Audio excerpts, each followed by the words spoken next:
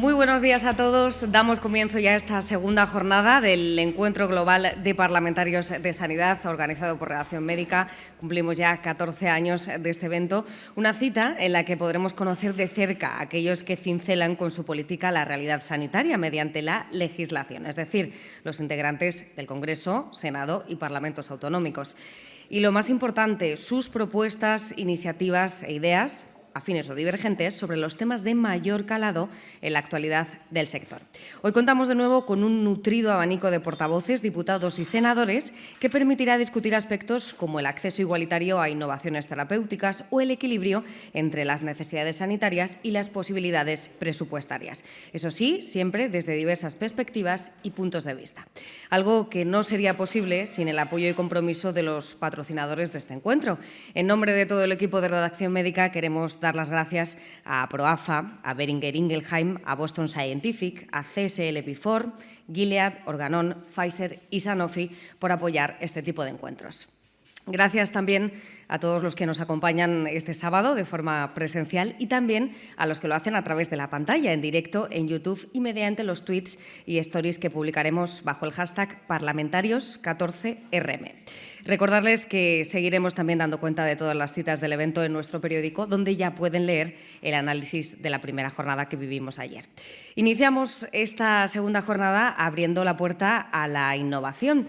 4 representantes explicarán si existe o no consenso y parámetros comunes entre las diferentes autonomías en el acceso y adhesión de nuevas terapias a nuestro sistema sanitario.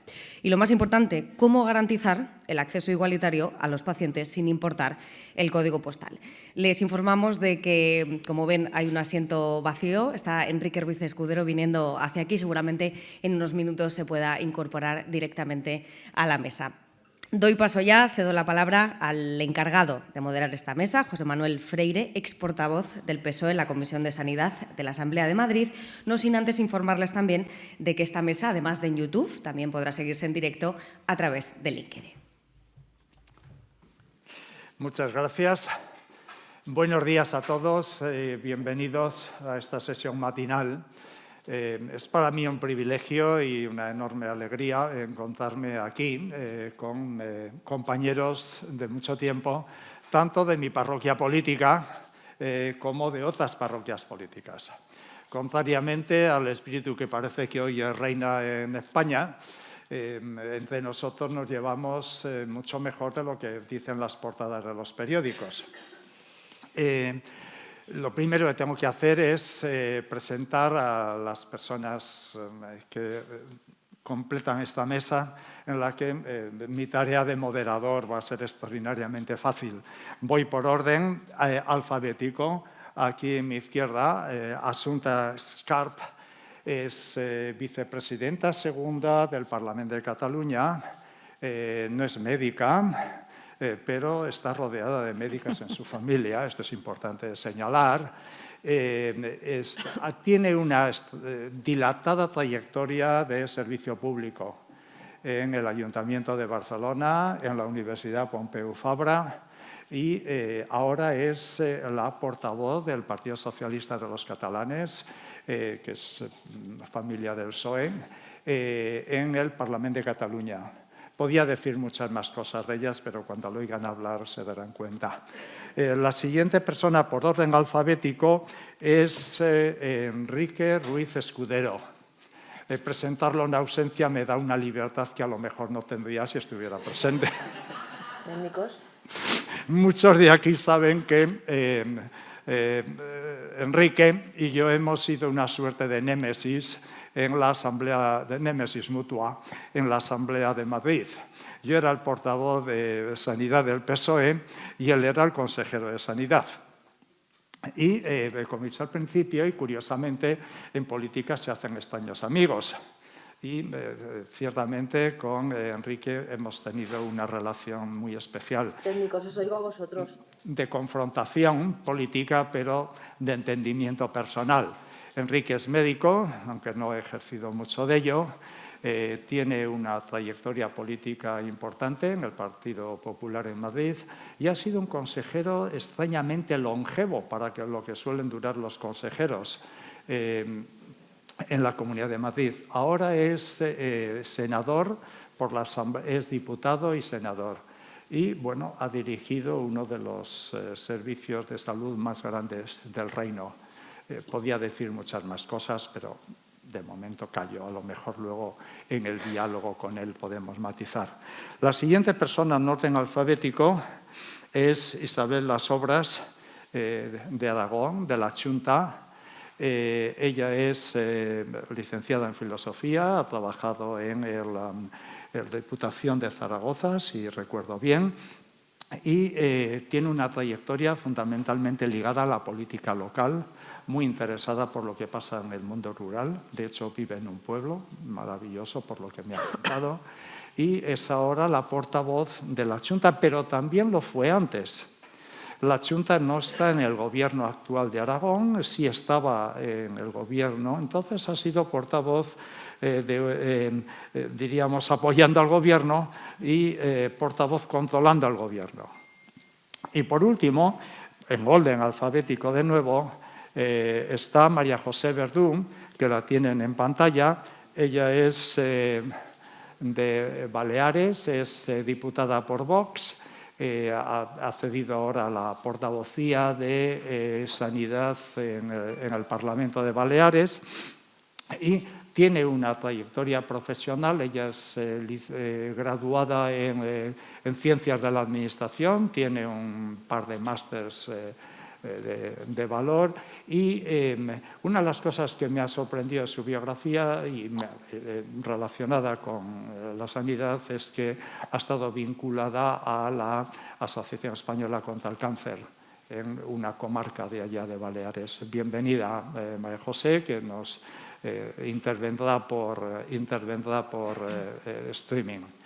Veo que llega Enrique Ruiz Escudero, le están microfonando. Enrique, bienvenido. Te he presentado en ausencia de una manera con la que no te sentirías muy infeliz.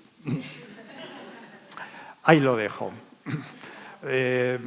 Haber hecho manifestación de que nos llevamos bien, espero que no te influya negativamente en tu futura carrera política.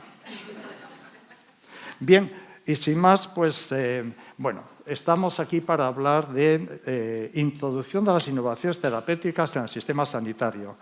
Y, bueno, el tema de las innovaciones es uno de los temas de más actualidad que hoy podemos tener en debates en todos los aspectos de la vida pública, empresarial y demás.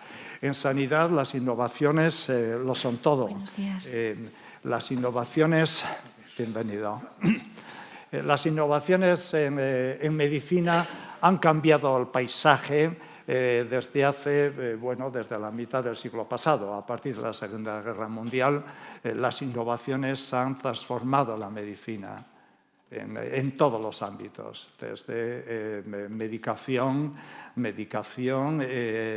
diagnóstico, van muy ligados a los descubrimientos científicos, a la genómica, y hoy tenemos un conjunto de cosas extraordinarias que están ahí, que van a transformar.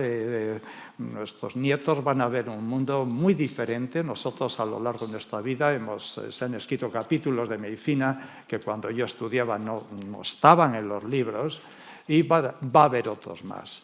Lo que llaman medicina de precisión, genómica, todo el desarrollo ligado a la inteligencia artificial, la aplicación de tecnologías nuevas como la fascinante vacuna de RNA que ha permitido salir del COVID.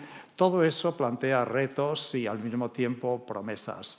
En lo que sean las innovaciones, en las terapéuticas nos limitamos o centramos fundamentalmente en el acceso a nuevos medicamentos, aunque hay muchas más innovaciones y las innovaciones no debemos considerar únicamente estas, hay otras. Pero cuando se habla de las innovaciones la innovación en sanidad, básicamente la gente piensa, o algunos piensan solamente en medicamentos, y ciertamente ese es un tema clave en un momento en que hay medicamentos disruptivos. Sofosbuvir fue un ejemplo en el que la vida de las personas cambia dramáticamente, de pronto se cura. Y el problema es que eso cuesta un montón. Y entonces aquí tenemos varios agentes en juego.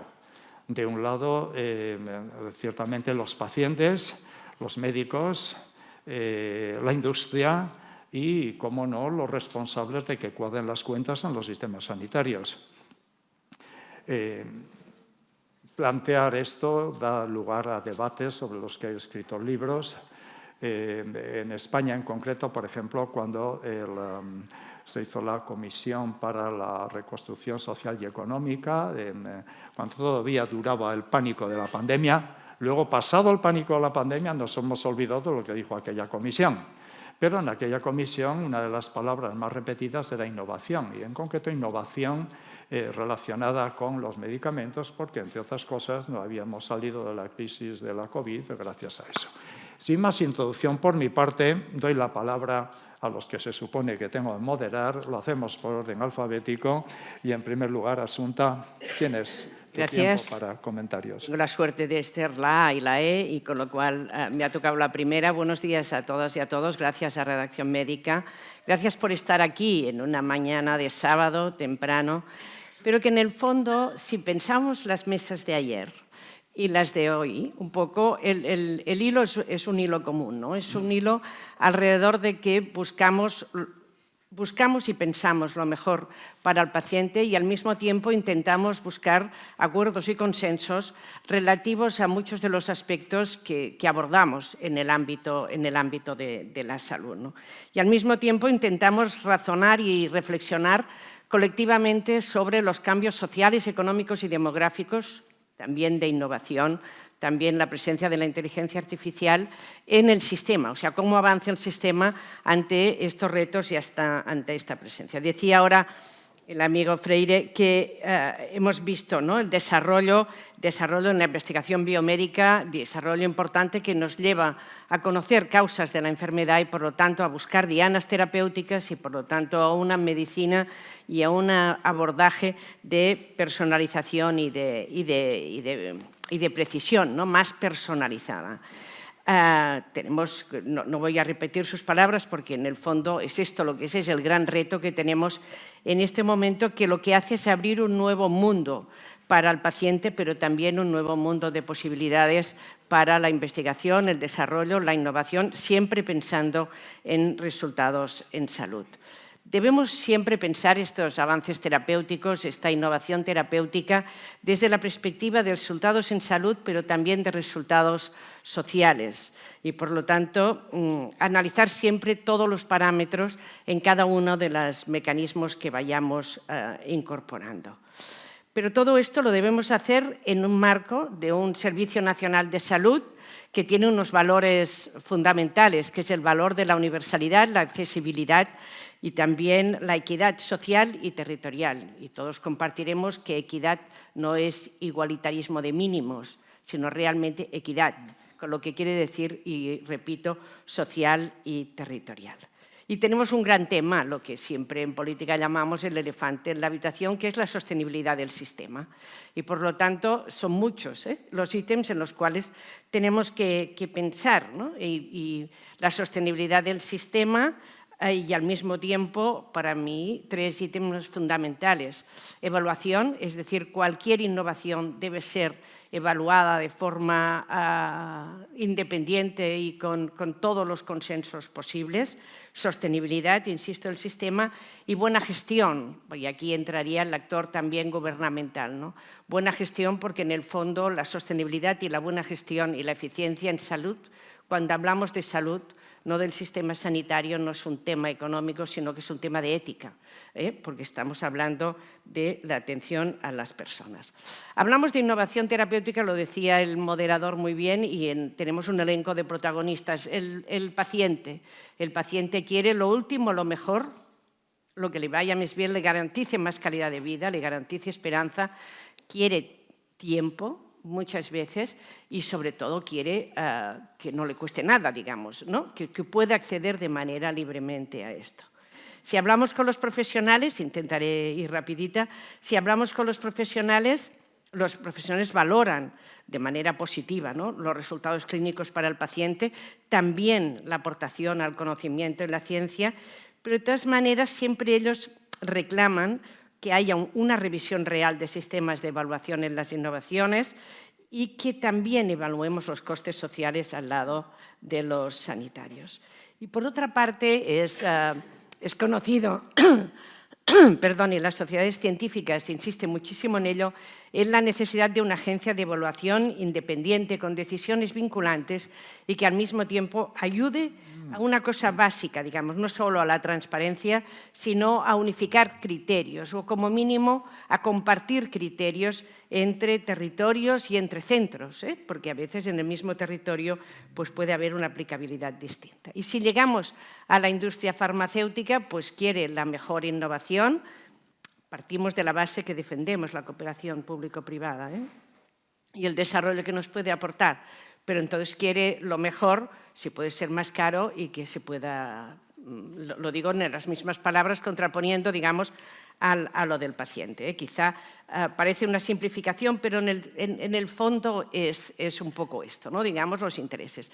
La industria, de todas maneras, hace unas recomendaciones que yo creo que son compartidas por muchos de los protagonistas. Por ejemplo, la reforma en los procedimientos de decisión de precio y financiación, el tema de acercarnos cada vez más a Europa en el tema de la prestación de los nuevos medicamentos y sobre todo el tiempo, la evaluación terapéutica, digamos, considerar también el valor social y el sistema de acceso temprano a los medicamentos. Y aquí entramos en un mecanismo que esta mañana comentábamos con un compañero, que es la posibilidad de flexibilizar, digamos, la compra o la adquisición, la introducción basado en la Ley de Contratos del Estado, pero sobre todo abrir la posibilidad de la flexibilización de la compra avanzada, del pago por resultados y todo esto basándonos en los principios de resultados en salud. Y rápidamente termino con el último actor, que el último actor es el Gobierno, el Poder Legislativo y el Poder Ejecutivo, que debe garantizar dos cosas, digamos, la sostenibilidad y, sobre todo, este mecanismo de accesibilidad. Y aquí yo pongo un punto de esperanza en las reivindicaciones compartidas por muchos de los otros actores de los que hemos hablado, que es ganar tiempo la enfermedad, ganar tiempo para el paciente y, sobre todo, ganar calidad de vida. Y, por lo tanto, yo creo que había unos proyectos que estaban encima de la mesa con la esperanza de que se vuelvan a recuperar, de acercar cada vez más los tiempos desde la aprobación en Europa, la aprobación en España y la introducción en la cartera de servicios. Es decir, esto yo creo que es un compromiso muy compartido y que es el recoger todas las reivindicaciones que en este sistema que se han planteado y que yo un poco en los cuatro protagonistas he ido diciendo. Está la nueva valoración de los medicamentos y está una gran apuesta que yo creo que aquí es compartida entre los poderes públicos, pero también la industria farmacéutica y el privado, que es la gran apuesta por la investigación, el desarrollo y la innovación, ¿no? Hay una apuesta pública por la innovación básica, hablamos de las universidades, de los grupos de investigación, hay una gran apuesta también para el desarrollo, para llegar a la aplicación, y hay una gran cooperación en este sentido. Yo creo que la presidencia europea de España ha puesto sobre la mesa todo el tema de la colaboración público-privada sobre la investigación y desarrollo en ámbitos farmacéuticos, y ha habido un par de sesiones, yo creo, muy interesantes en este sentido. Yo creo que debemos profundizar en estos dos aspectos, ¿no? El avance de la investigación, y teniendo en cuenta qué es lo que vamos a aportar cada vez más, la garantía y la evaluación de todo aquello que incorporemos y que lo incorporemos cada vez más rápidamente y con accesibilidad y equidad, y sobre todo mecanismos de evaluación transparente e independiente, pero que nos permitan garantizar los mejores resultados en salud, también los resultados sociales y también este concepto que yo insisto que es ética, de mantener la sostenibilidad del sistema, porque la sostenibilidad del sistema es nuestro futuro y el futuro de los que vienen. Gracias. Creo que me he sumado el tiempo, iba mirando. Muchas gracias, Assunta. Has tocado temas claves, evaluación. Has hablado de esa agencia por la que soñamos muchos, el Hispanize, algo similar a lo que tienen los británicos, de sostenibilidad, de investigación, de pacientes. Has tocado los temas claves. Por orden alfabético, creo que te toca, Enrique. Sí, muy bien. Pues nada, muchísimas gracias. Buenos días. En primer lugar, pedir disculpas por el retraso totalmente ajeno a mi voluntad, puesto que el vuelo ha salido con media hora de retraso y, bueno, al menos, no sé qué has dicho de mi José Manuel, pero bueno, yo te lo agradezco. Todo bueno. Yo también reconozco que le echo de menos porque hemos debatido durante casi 4 años, menos estos 2 últimos años, que ya él, por desgracia, no estuvo en la Asamblea de Madrid de diputado y no pudimos debatir, pero bueno, a pesar de nuestra distancia ideológica, la verdad es que tenemos muy buena amistad y yo creo que eso es lo importante y sobre todo que nos preocupa lo mismo, que es la sanidad en la que nos desenvolvemos cada día y luego también quien me acompaña a la mesa, Assunta, Isabel y a María José, que es un auténtico placer, además de hacerlo ahora que retorno a mi labor de legislativo, ¿no? Que yo creo que la experiencia en el Ejecutivo es bueno para tenerlo a la hora de ver exactamente hacia dónde vamos y, sobre todo, bueno, la experiencia de estos años, especialmente con lo que hemos vivido a todos los niveles y yo creo que, bueno, la cuestión que planteamos aquí, ¿no? Que esto, el acceso a la innovación, yo creo que hace, bueno, que sea uno de los mayores desafíos de nuestro Sistema Nacional de Salud, ¿no? Que es la implantación de la innovación terapéutica y siempre en esa lucha permanente que mantenemos todas las administraciones, incluso todos los parlamentos, que es esa lucha contra el tiempo, ¿no? Cada vez la innovación va a más velocidad y la incorporación de esa innovación supone un reto absolutamente vital, no solo en los nuevos medicamentos, en el nuevo equipamiento, en los nuevos dispositivos y también en las soluciones tecnológicas y en algo que ya forma parte del día a día de toda la práctica sanitaria en España, que es la salud digital. Y yo creo que, hablando de esto, yo creo que es bueno analizar los problemas intrínsecos que tenemos dentro de nuestro Sistema Nacional de Salud. Yo creo que uno, y es el que, y además lo digo en este momento en versión exconsejero de Sanidad, es el acceso a los medicamentos, ¿no? Yo creo que es algo que no nos podemos permitir. España no puede ir a la cola en la autorización de medicamentos.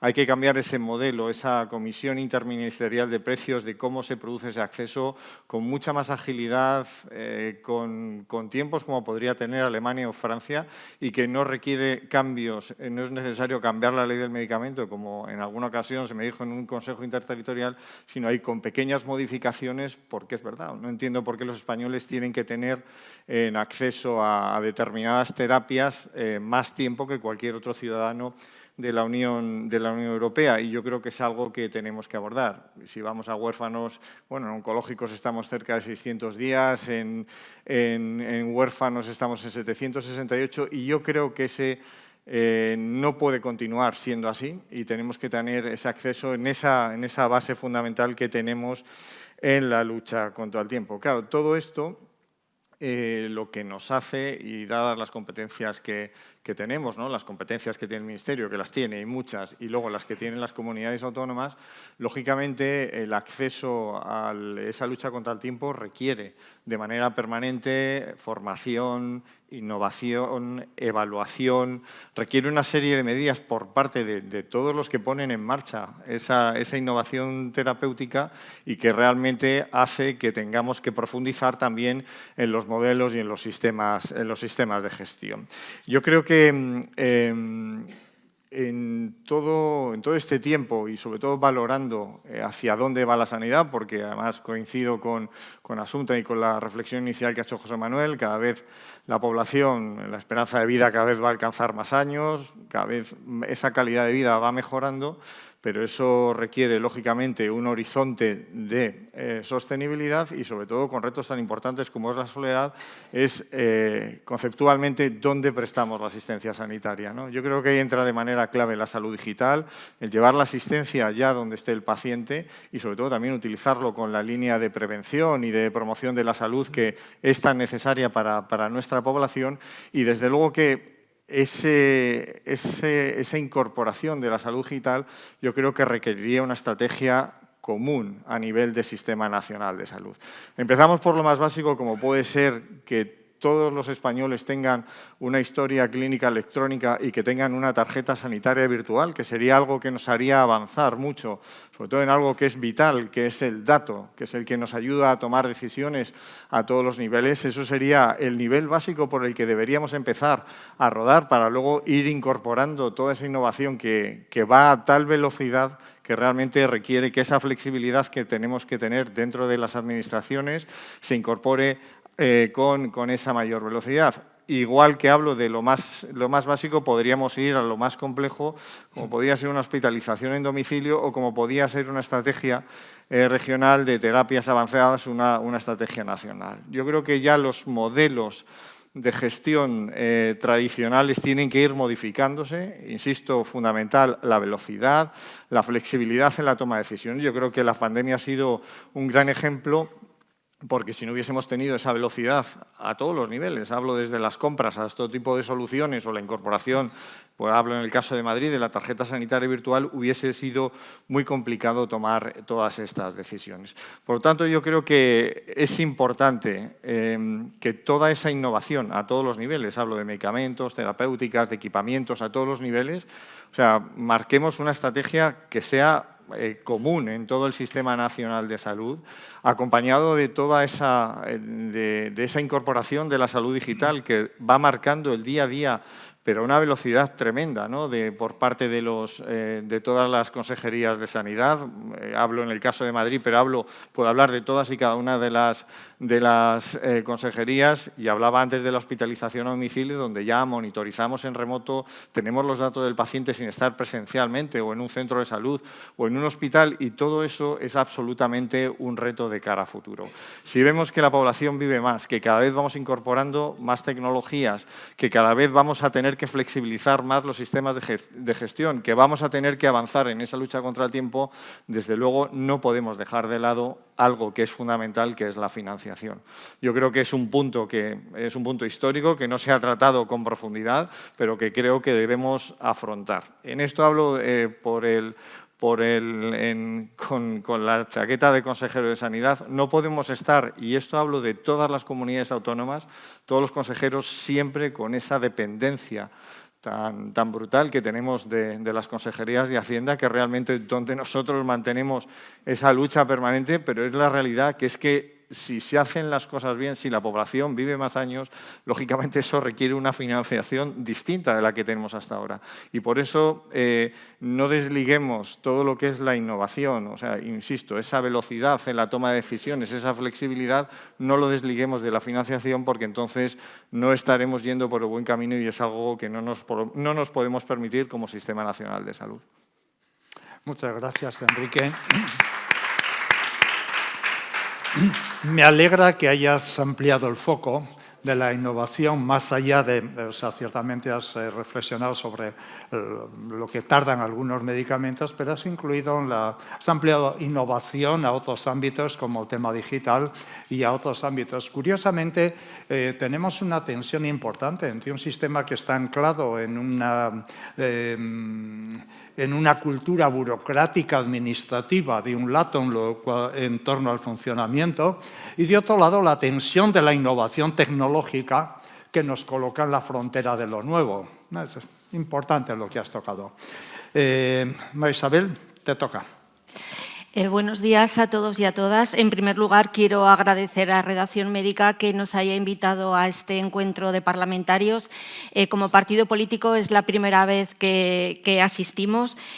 Nosotros somos Junta Aragonesista, somos un partido aragonesista y hemos estado en gobierno la pasada legislatura viviendo una pandemia que fue muy difícil de gestionar y ahora en este momento estamos en la oposición, pero igual hay que trabajar tanto estando en gobierno como en la oposición. Nuestro modelo es un modelo público de asistencia sanitaria porque es el que llega a todos y a todas.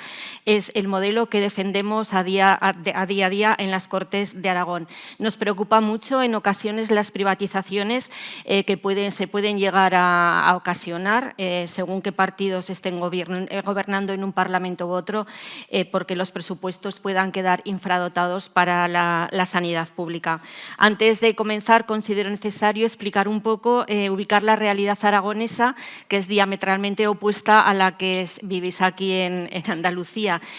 Tenemos un alto grado de envejecimiento, el mayor o casi el mayor, no solamente de España, sino de toda Europa, con una dispersión territorial, una población, como he dicho, muy envejecida y que se debe de atender y financiar de manera adecuada. Para que os hagáis una idea, tenemos comarcas zaragozanas donde el índice de población es inferior a Laponia y esa es la realidad que tenemos y esa es la realidad que vivimos a día en el Parlamento.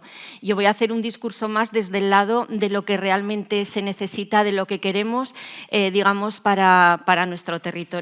Ha quedado claro que yo no soy profesional médico, pero sí que soy una parlamentaria, desde luego, que defiende muchísimo, sobre todo el medio rural, que muchas veces es donde más problemas sanitarios hay.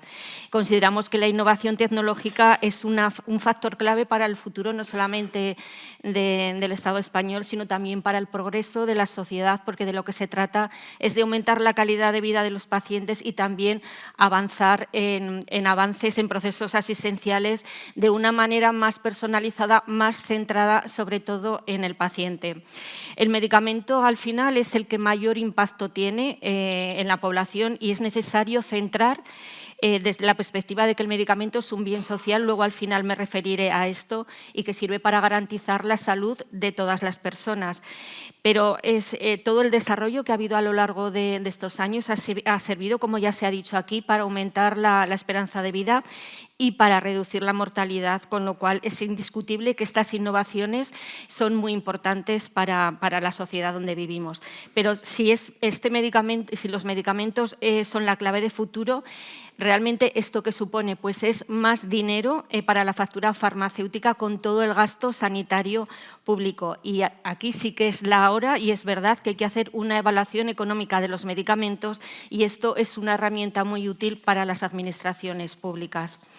Sí que es verdad que los avances de la asistencia sanitaria de cara a un futuro pasan por el desarrollo, como ya se ha dicho aquí, de todos estos nuevos fármacos para que sean efectivos y seguros y además que supongan un avance real, no solamente en la tasa de curación, sino también para aumentar la esperanza de vida, porque esto ya es una innovación real.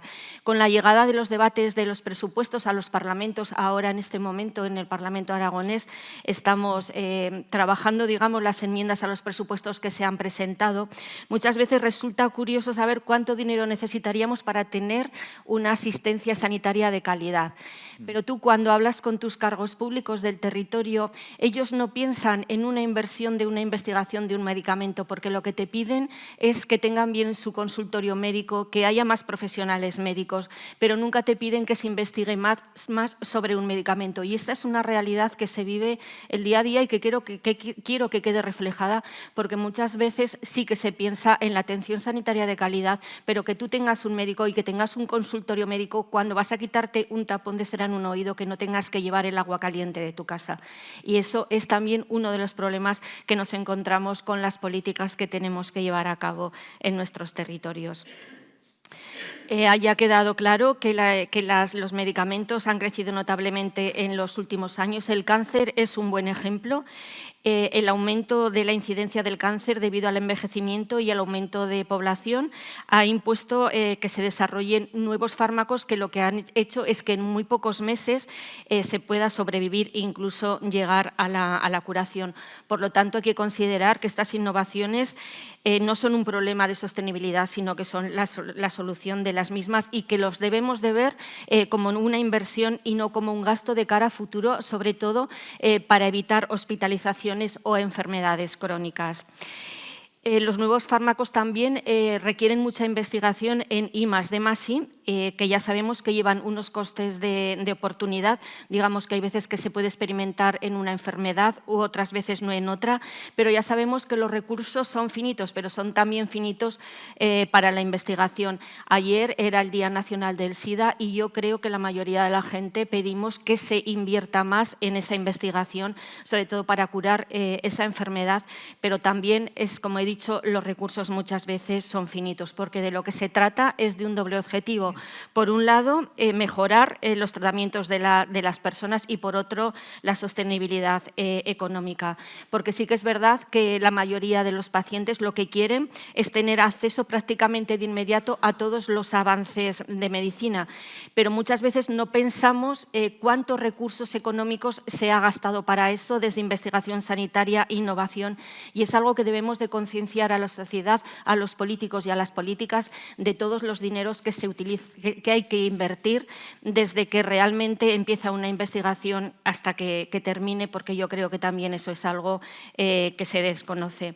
Como he dicho anteriormente, en Aragón tenemos un problema grave de envejecimiento, de enfermedades crónicas y de posibles evoluciones de las patologías prevalentes, y esto sabemos que es un fenómeno universal, pero que repercute también en el gasto sanitario extra que se debe de utilizar para todas estas personas. Tenemos un 140% de envejecimiento. Muchas personas que viven en el medio rural viven alejadas de los centros económicos, de los hospitales, y eso agrava muchísimo más la situación. Con lo cual hay que hacer una reflexión sobre incluir aspectos médicos, económicos, legislativos, administrativos y también éticos, como los relacionados con la equidad en la distribución de los recursos o el papel que deben de tomar los pacientes. Una vía de financiación podría ser que los parlamentos tuviesen una partida asignada de un presupuesto anual para cubrir parte de la financiación requerida para estos medicamentos, o a nivel estatal que hubiese un fondo también para facilitar estas terapias por igualdad a todas las comunidades autónomas y posibilitar nuevas terapias que generen un círculo de beneficio entre la innovación y la sociedad en general, porque a día de hoy no hay equidad en las comunidades autónomas. Supongo que luego lo hablaremos en una segunda fase. Antes decía que es prioritario desde el punto de vista, la innovación desde el punto de vista sanitario y también económico y social. Sanitario porque un acceso inadecuado limita los instrumentos que los médicos tienen para favorecer digamos, la curación de los pacientes, y económico y social porque de cada euro invertido en medicamentos se ahorra entre 2 y 7 en otras prestaciones sanitarias, y de cada euro invertido en investigación en salud genera 1,6 en valor añadido. No sé si tengo mucho más tiempo, si tengo que ir terminando ya. Pues las innovaciones, o sea, el cambio estructural que tenemos ahora en España y en las comunidades autónomas, hay que organizar los servicios sanitarios de otra manera, porque hay nuevos escenarios como la inmigración, los recortes presupuestarios, la crisis económica, y también a nivel internacional hay que introducir nuevos paradigmas para racionalizar el gasto social y un cambio tecnológico sin precedentes en la historia de España. Y también, yo lo he comentado, no solamente es importante la innovación en los medicamentos, sino también en las nuevas tecnologías, en esas inversiones que se hacen en los hospitales, pero también vemos que hay mucha diferencia. Por ejemplo, ¿cuántos hospitales tienen el Da Vinci? Esa es una cuestión también que tenemos que tener en cuenta. No llega a todas las comunidades autónomas. Y para finalizar, sí que querría decir que, por ejemplo, tenemos unos problemas muy graves de salud mental. Es una pandemia que tenemos en el Estado español y una de las enfermedades mentales más prevalentes es la depresión.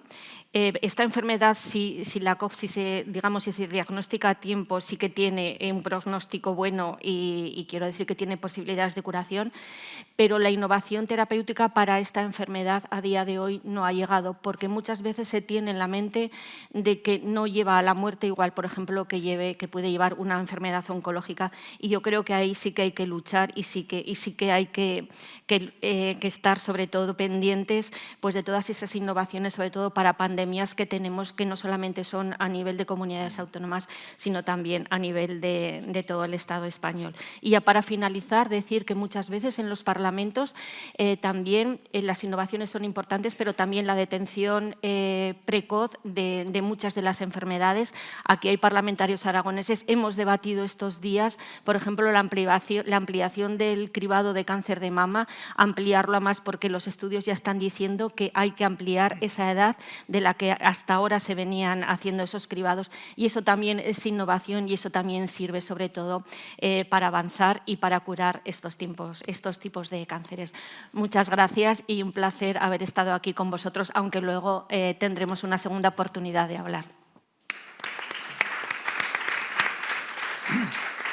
Muchas gracias, Isabel. Has planteado los dilemas alternativos en que innovaciones, pero también hacer frente a las necesidades que no están bajo el paraguas de innovaciones. Has planteado una cosa que curiosamente está en el acuerdo de la Comisión para la Reconstrucción, un fondo de innovación sanitaria.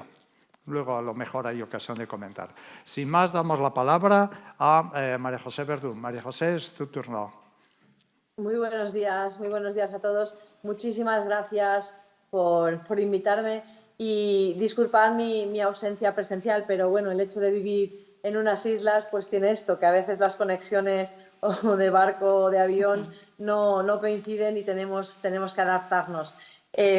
Bueno, yo quería comentaros, ayer por la tarde en el Parlamento Balear se hizo la presentación del nuevo Código Deontológico y la verdad es que fue una reunión muy interesante. Se explicaron las nuevas incorporaciones que nos había dejado y que estaban pendientes de incorporar en este Código Deontológico, y la verdad es que fue una reunión muy agradable.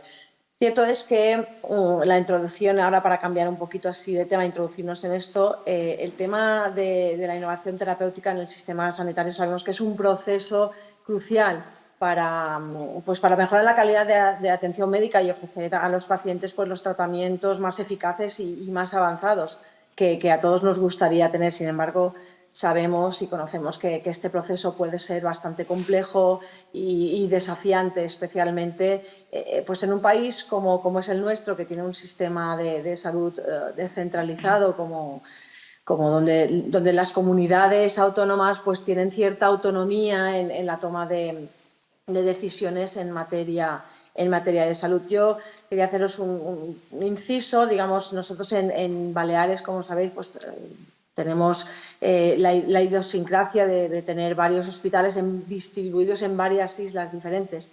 Y uno de nuestros mayores problemas es, por ejemplo, sobre todo en verano, que triplicamos la población.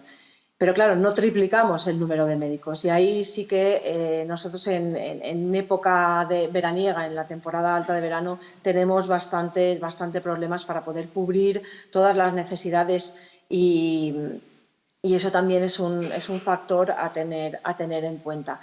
Pues creo también una de las cosas importantes, uno de los primeros desafíos que sería la introducción de innovaciones terapéuticas, sería una consolidación de los consensos entre las diferentes comunidades autónomas, aunque ya sabemos que existen organismos a nivel nacional, como es el Ministerio de Sanidad, que establece pues, las pautas generales. Pues las comunidades autónomas pues, tienen su capacidad para tomar estas decisiones un poco más específicas relativas a cada una de nuestras comunidades, y podemos incorporar las respectivas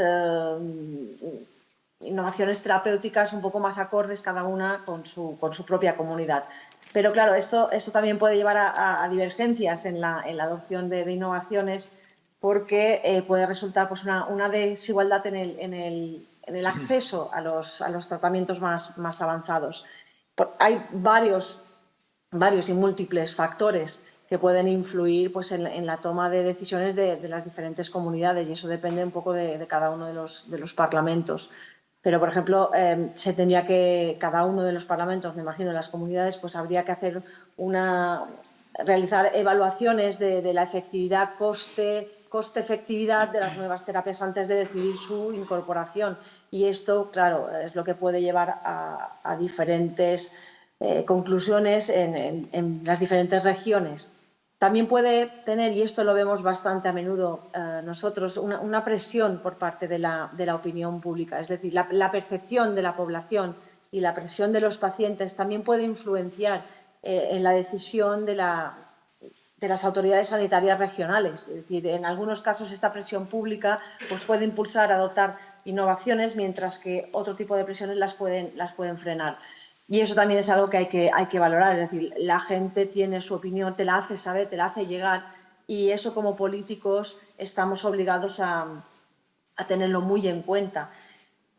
Otro punto que también creo que es uno de los factores importantes son los recursos disponibles, es decir, la disponibilidad de recursos económicos y humanos en cada comunidad autónoma. Como os he explicado, nosotros triplicamos la población flotante en las Islas Baleares en temporada alta. Nosotros de mayo a octubre prácticamente se triplica, y esto pues también es complicado. Es decir, algunas regiones pueden tener más recursos, menos recursos, ya no solo económicos, que es importante, sino recursos en cuanto a personal. Un médico, pues sabemos cuánto tarda en formarse y en poder estar disponible, y añadido al envejecimiento de los médicos, a los que se jubilan, a los nuevos que entran, triplicar la población. Es decir, no es fácil tener esta disponibilidad de recursos, y esto pues también puede tener una serie de limitaciones a la hora de garantizar pues, un acceso igualitario a las nuevas tecnologías. Pero sí que es cierto que hay que mantener una equidad en el sistema de salud para poder lograrlo. Y no sé cómo podríamos, una de las ideas o una de las innovaciones que se podían tener en cuenta sería pues establecer unos criterios uniformes, ya que las diferentes comunidades autónomas podían adoptar criterios de evaluación uniformes para determinar pues, la efectividad y el coste-efectividad de las nuevas terapias. Y esto ayudaría a minimizar las diferencias entre las comunidades autónomas. Nosotros, ya os digo, tenemos mucho problema de transporte, porque claro, nosotros o salimos de la isla en barco o salimos en avión, no tenemos más. Y el hecho de trasladar pacientes a hospitales de un sitio a otro, de una isla a otra, o incluso hacia la península, pues ahí sí que nos puede afectar mucho.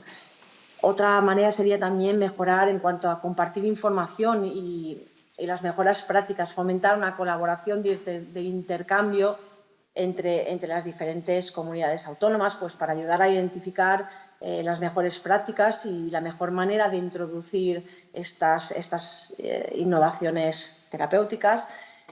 También es verdad que el Gobierno central pues, podría proporcionar un apoyo financiero pues, a comunidades con recursos a lo mejor más limitados o con características especiales, para poder garantizar pues, que estas innovaciones puedan llegar a todos los pacientes.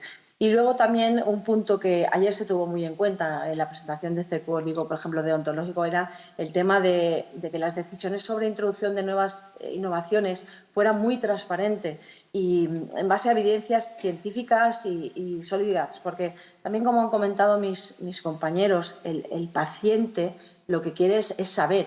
El paciente descarga toda la esperanza en los médicos y lo que quiere es saber y quiere conocer, y tiene que haber una transparencia en la implantación de las nuevas tecnologías, para que la gente las conozca y sepa que tiene esa posibilidad, ese conocimiento y ese avance que es lo que da esperanza a las personas enfermas, porque es lo que digo, una persona enferma lo que quiere es acceso a su medicación, acceso a nuevas tecnologías, acceso, todo eso es esperanza de vida. Y el hecho de tener esperanza pues es también un factor curativo. Por lo tanto, yo creo que la introducción de innovaciones terapéuticas en el sistema sanitario pues, ayuda a los médicos, ayuda a los pacientes y la sociedad en general es la que tiene que sentirse a gusto, cómoda con su sistema sanitario en su propia región.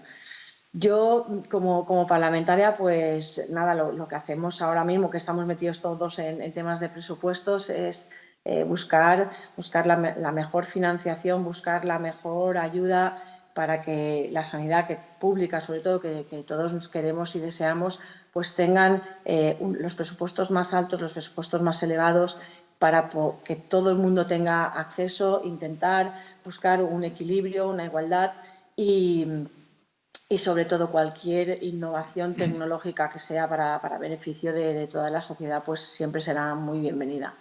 Bueno, y de momento esta es mi primera intervención. Muchas gracias.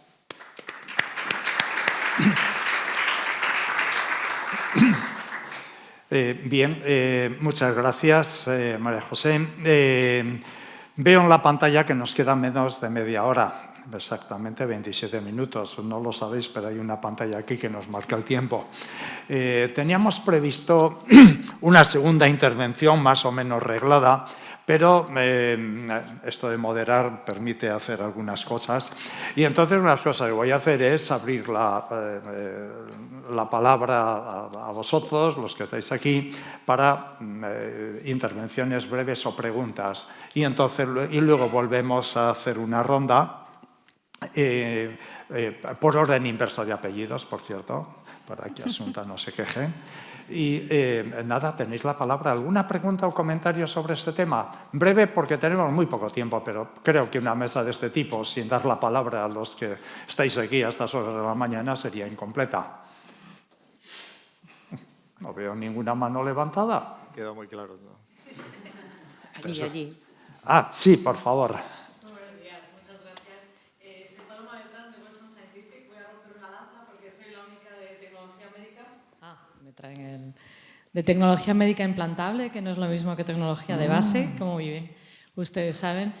Y voy a recoger el hilo del título de la ponencia, de la mesa que tienen ustedes hoy, y también lo que ha comentado Enrique y todos ustedes en algún momento de su intervención.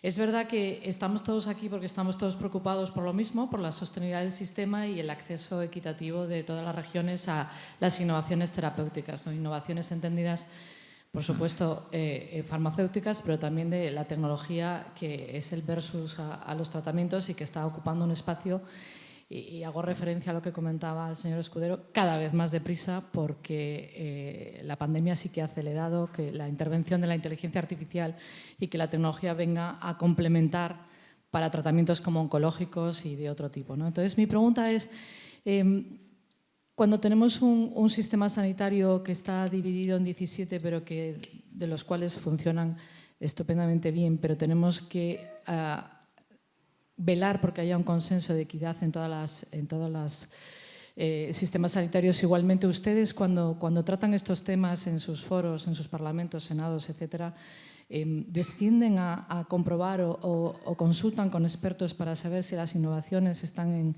donde tienen que estar y vamos a la velocidad que exigen nuestros pacientes crónicos y nuestra población. Es sobre todo curiosidad, ¿no?, para poder aportarles. Bienvenida Gracias. a la pregunta. Formaba parte del menú y seguro que en sus comentarios la responden. ¿Algún otro comentario o pregunta por ahí? Nadie. No.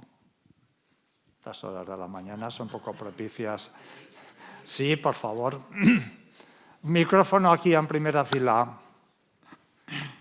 Gracias por contribuir al dinamismo de estas cosas. Muchas gracias. No, muy breve, si puede ser. Nosotros no nos escapamos. Debe ser breve. Sí, no nos escapamos a la situación europea, por lo tanto vamos a vernos inmersos en todo el proceso de Data Lake y de Espacio Europeo de Datos Sanitarios. Eso pondrá sobre la mesa las virtudes y las vergüenzas de todo el mundo, finalmente. Y efectivamente, como Enrique ha dicho, hay enormes diferencias entre los países europeos que la estrategia farmacéutica europea intenta evitar y no lo va a conseguir, porque es un acceso para limitar algunas deficiencias en el acceso en algunos países, tipo Chipre, Malta, etcétera, etcétera. Pero el problema fundamental, como has dicho tú, Enrique, en el caso del acceso a la innovación, y no hablo de la tecnología, que el 70% desde la última crisis económica pues está pendiente de renovación, pero sí en la parte de innovadores en medicamentos, es obvio que tenemos que hacer algo. Y hay que hacer algo en el proceso de precio y financiación. Y hay muchas ideas que se pueden aplicar, pero tiene que haber voluntad de aplicarla y tener un acuerdo entre al menos los dos grandes, aunque el Ministerio en este momento está en manos de un tercero grande también, ¿no? En este caso, como es Sumar. Por lo tanto, habrá que hacer un enorme esfuerzo porque esto no es una cuestión de la industria farmacéutica, esta es una cuestión del paciente. Si llega tarde, no es que ganen más o menos los laboratorios, sino que el que sale perjudicado al final, especialmente si hay vacíos, lagunas terapéuticas, es el paciente. Muchas gracias. Pues si no hay nada más, paso la palabra a los compañeros de la mesa que pueden comentar sobre lo que teníamos previsto, es decir, las preguntas que constaban en la convocatoria y comentar algo de lo que han dicho aquí. Pero ya es la... No, le toca a ella. Te toca a ti. Pero ya es la segunda parte del debate y ya unimos... Sí, vale. Tenemos que ser algo más breves. Vosotros veis igual que yo los minutos que nos quedan unos 22 minutos y por lo tanto, bueno, acortad y bueno, pues para ir el tiempo. María José.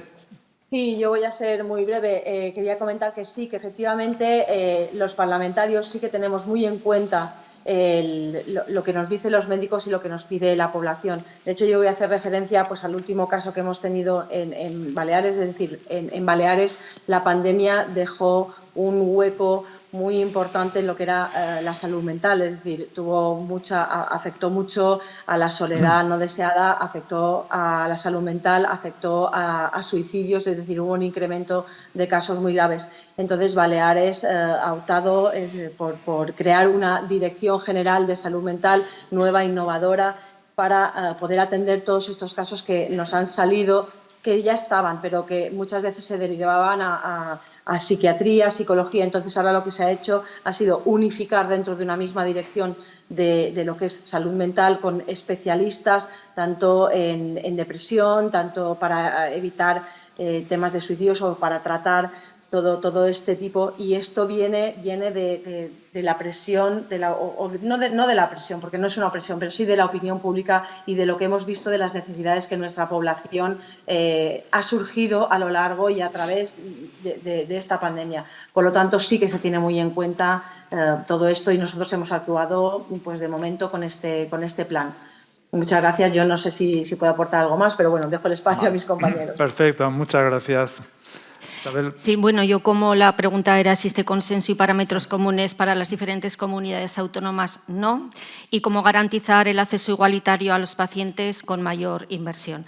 Es evidente que ha habido recortes en sanidad que nos ha llevado a cierres de plantas, de quirófanos, de cese de actividad por las tardes, de cierre de puntos de atención continuada, de eso en Aragón conocemos mucho, y a pesar de que los gobiernos han hecho esfuerzos importantes por revertir esta situación, en Aragón hemos tenido el mayor presupuesto en la historia de la sanidad y ha quedado evidente que aún sigue habiendo deficiencias. Tenemos 7.000 personas en lista de espera para actuaciones quirúrgicas, lo que nos lleva a 126 días de espera.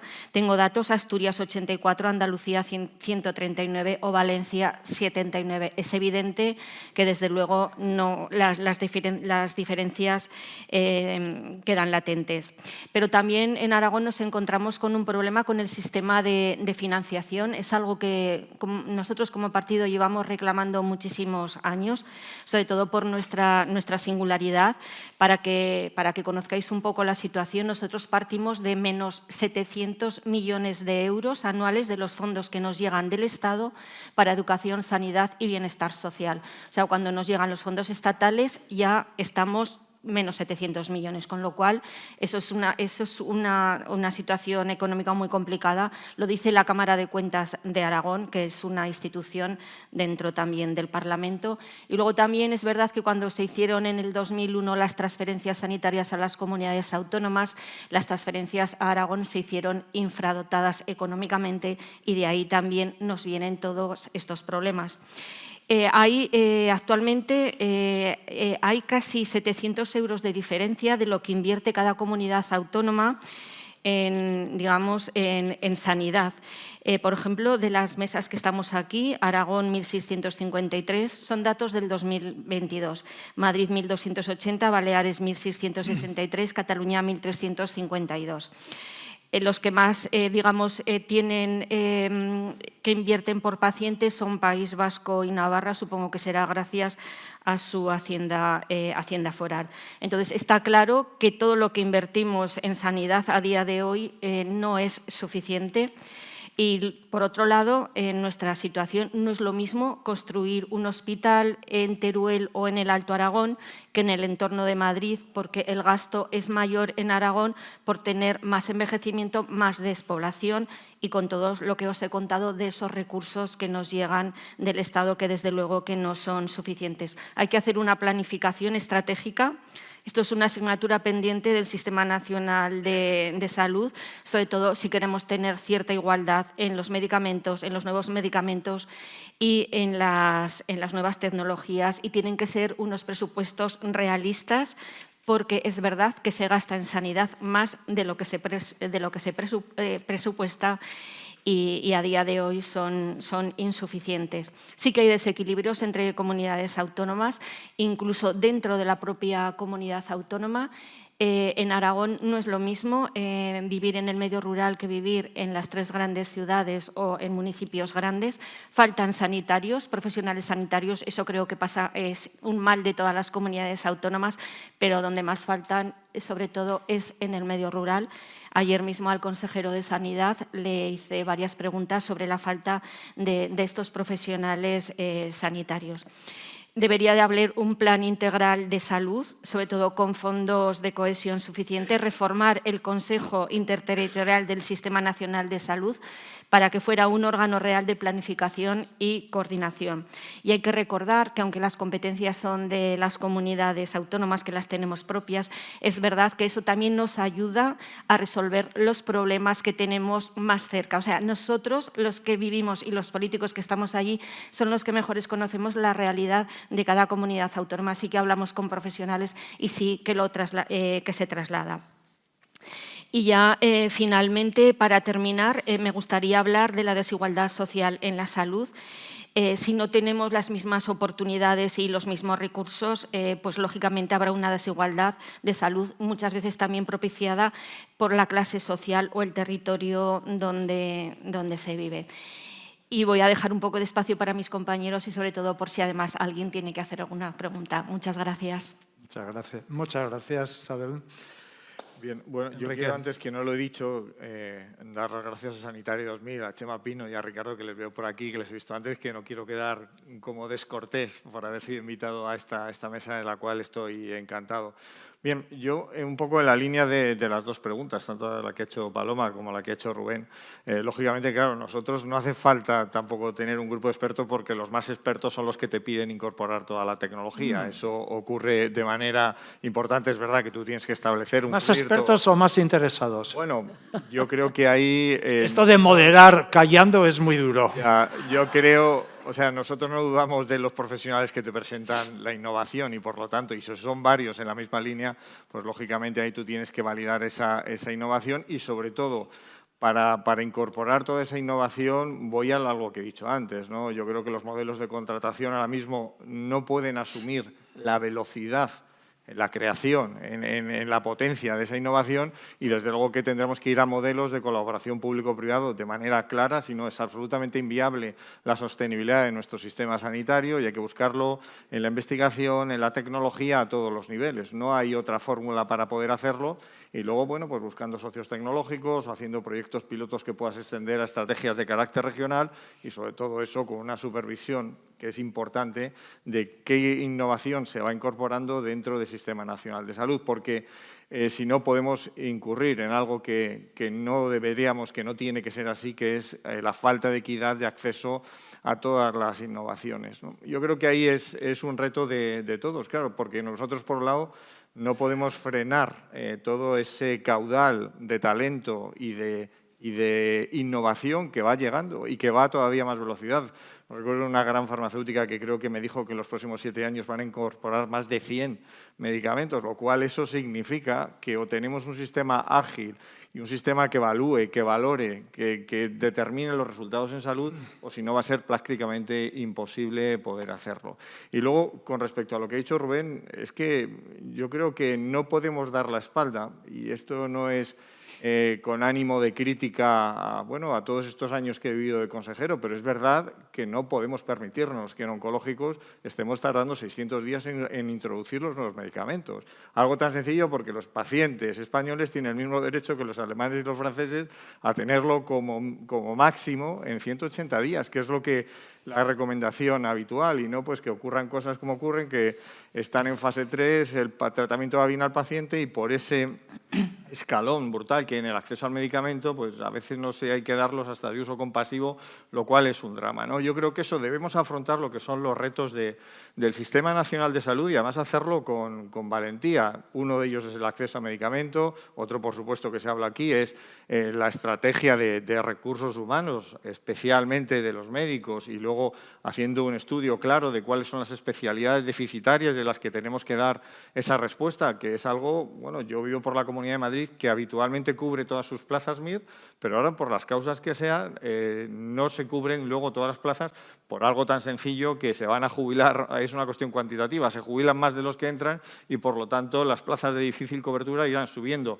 Si sube en Madrid y suben el resto de comunidades autónomas, especialmente en las que tienen más distancia, digamos, entre la población rural y la población urbana, porque eso es una realidad. Y entonces, bueno, yo creo que todos esos problemas que tiene nuestro Sistema Nacional de Salud, el acceso al medicamento, la estrategia de recursos humanos, cómo determinamos qué salud digital debemos incorporar a nuestra práctica asistencial, hay que tenerlo de manera permanente y, sobre todo, en el tiempo y agilidad. Y ahora dejo un poco el tema de la financiación, que sería fundamental, porque las comunidades autónomas lo que tenemos que hacer, si no llegamos a una financiación óptima, hay que buscar diferentes sistemas de gestión para tratar de llegar a dar esa mejor asistencia incorporando toda la innovación, porque es la realidad que nos toca vivir. Si la financiación es la que es, pues las administraciones buscan sistemas ágiles para tratar de optimizar sus recursos humanos, su organización y sobre todo para tratar de llegar a todos, ¿no?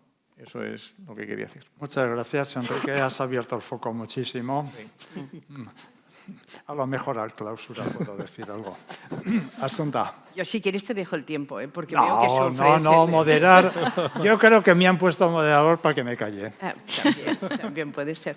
Yo retomo un poco el hilo del compañero, pero también de lo que decía Paloma, ¿eh? Es decir, es evidente que los interesados vienen, pero es evidente que tienes una responsabilidad que es la escucha activa y, por lo tanto, yo siempre digo, nosotros no tenemos que ir al Parlamento, tenemos que salir del Parlamento, que es la única manera, pero también tenemos una responsabilidad, y yo creo que además es una responsabilidad ética, de poder escuchar todas las voces. No nos podemos quedar en una única, porque cuando elevas al legislativo y, por lo tanto, también a las sesiones de control o todos los mecanismos de control parlamentario, lo debes hacer con la máxima información. No quiere decir que tengas que ser especialista en nada, sino sencillamente, en todo caso, una buena práctica política o de gestión. Aquí, ayer también en las mesas salió varias veces el tema del pacto, del acuerdo, del consenso. Y yo aquí también quiero dar las gracias a Redacción Médica, porque aquí nos sentamos todos y hablamos todas y todas de distintos grupos políticos, pero también de los distintos actores que en el sistema existen. Y, por lo tanto, creo que esta práctica de búsqueda de consenso, yo soy de otra formación política, pero comparto muchísimas de las reflexiones que hoy se han hecho aquí. Y, por lo tanto, creo que también tenemos la responsabilidad colectiva de fomentar también nosotros un consenso. Se hizo y se puede recuperar. Y yo creo que si en alguna política pública se puede hacer es en el ámbito de la salud, porque porque tenemos, como decía yo en mi primera intervención, una diana, que es nuestro paciente, que es nuestra ciudadanía y, por lo tanto, ya está. Cierto que tenemos un problema de infrafinanciación en el sistema sanitario y nosotros debemos luchar todos para mejorar esta financiación, para acercar todas estas innovaciones, para facilitar que nos entren en el sistema. Pero también debemos pensar, cuando yo decía un poco la sostenibilidad y un poco también el equilibrio.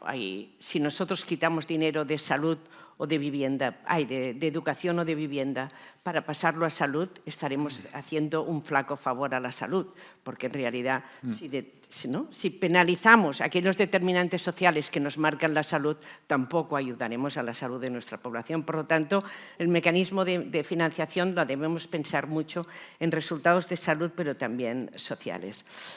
Y para mí es una riqueza un Servicio Nacional de Salud que tenga 17 administraciones que lo aplican desde la subsidiariedad, desde la cercanía, desde la proximidad, con competencias.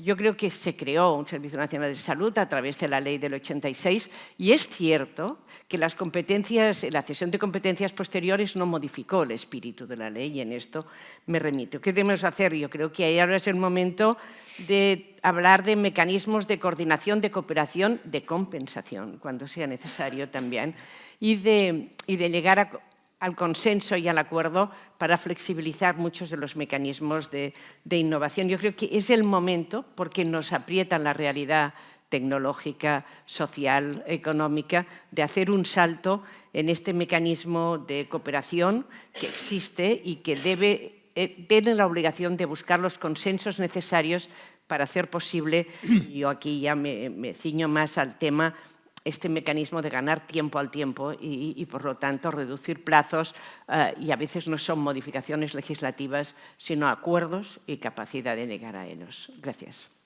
Muchas gracias. Vamos razonablemente de tiempo y no voy a consumir yo los 7 minutos que hay ahí. Yo te los he dejado.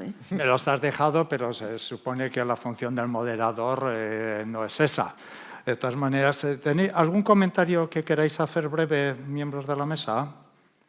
Habéis tocado varios puntos. Hemos tocado, además, siendo una reunión de parlamentarios sanitarios, claro, hemos tocado la parte más política de la... Es la que toca tocar. Es la que toca tocar. Yo hablo, además, desde la experiencia, ¿no? Que yo he vivido casi 6 años de consejero y he tenido 5 ministros de Sanidad. Yo creo que esta no es una cuestión menor. Y no metas el dedo en el ojo. No trato de meterlo, pero sí que digo que es muy difícil, con algo tan complejo para la gestión, de un nivel de tan alta tecnificación, es muy difícil, si los equipos directivos cambian cada año, el tratar de mantener un hilo conductor en lo que es la política, y es la realidad. O sea, yo lo digo desde el ánimo de la búsqueda de la solución, que yo creo que es lo que tenemos que tener todos claro, y sobre todo que hagamos, porque es verdad, y eso además lo contaba con José María Vergeles, que está aquí, además también que coincidimos estos 6 años de consejeros de Extremadura. Él dijo una vez en un debate, y tenía toda la razón, que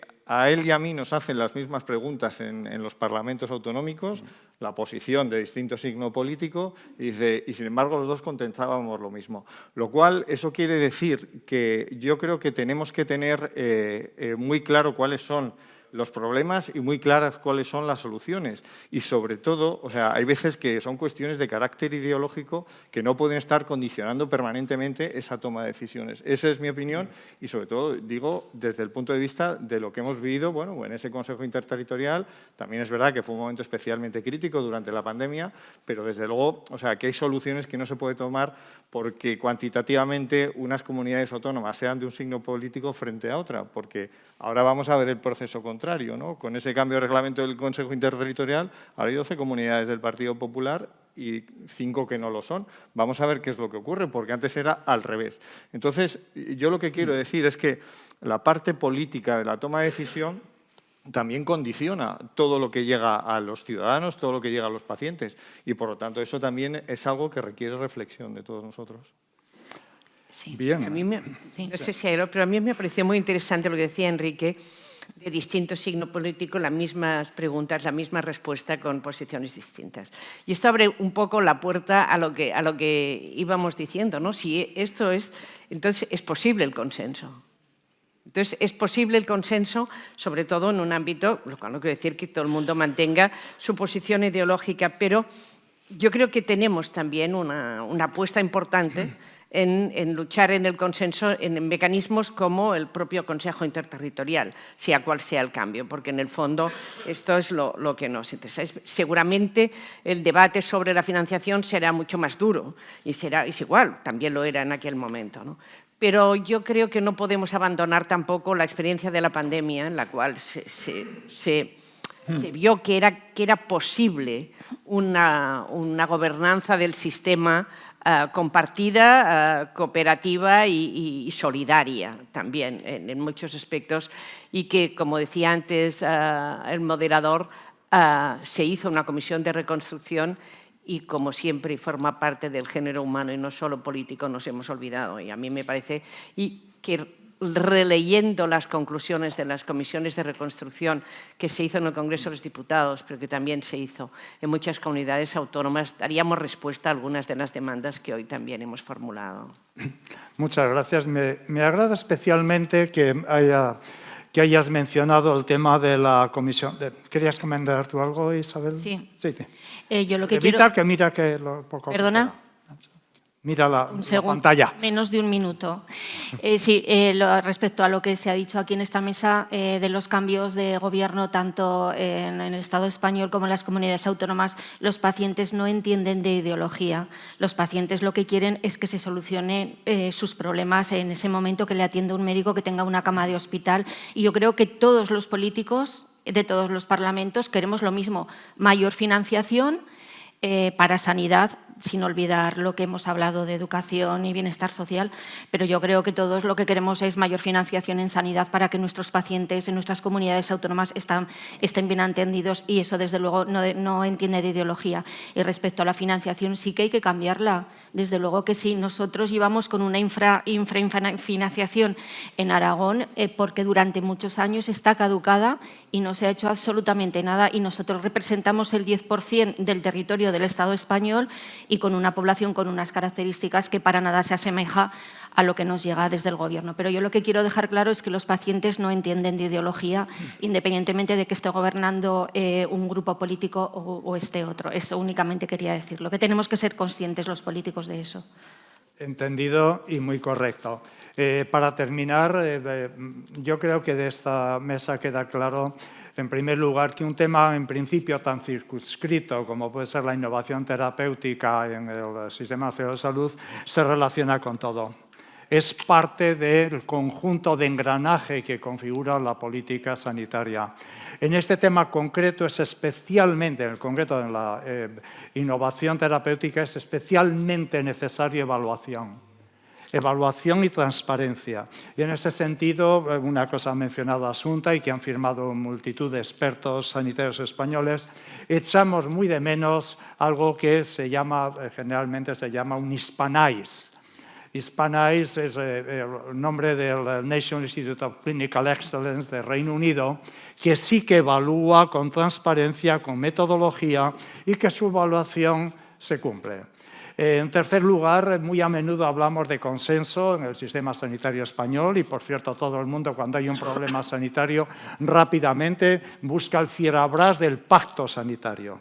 Pues bien, como ha recordado Asunta y el otro día me recordó Elvira Velasco, en la fase de pánico de la pandemia, cuando la sanidad era crítica para la seguridad del país, para la seguridad económica y la seguridad en salud, lo que abordó la Comisión de Reconstrucción toca todos los puntos que han salido aquí: financiación, innovación, Consejo Interterritorial. Yo aconsejo vivamente que se lea.